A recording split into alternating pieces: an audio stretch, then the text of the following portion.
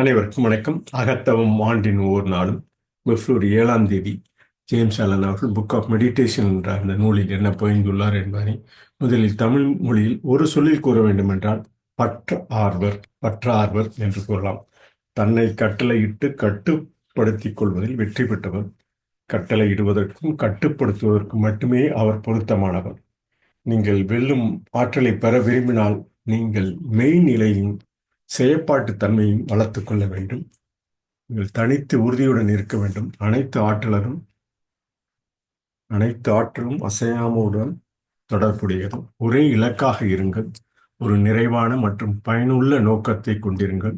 அதற்காக தங்குதடையின்றி முழுமையாக ஈடுபடுங்கள் என தமிழில் கூறலாம். அவர் பதித்த ஆங்கில பதிவினை வேண்டுமெனில், in single word we can say devote, direct event visually on truly experiences. He only is fitted to command and control who has succeeded in commanding and controlling himself. All power is associated with immovability. To acquire overcoming power, you must contribute poise and passivity. You must be able to stand alone, be of single aim, have a legitimate and useful purpose, and devote yourself unreserved to it. You can say it in acrostic in simple word: devote, direct event visually on truly experience.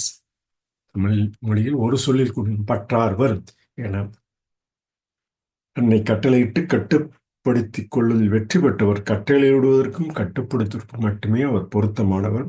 ஒரே இலக்காக இருங்கள். ஒரு நிறைவான மற்றும் பயனுள்ள நோக்கத்தை கொண்டிருங்கள். அதற்காக தங்கு தடையின்றி முழுமையாக ஈடுபடுங்கள் என கூறி இந்த பிப்ரவரி 7ஆம் தேதி பதிவினை நிறைவு செய்கிறோம். நன்றி, வணக்கம்.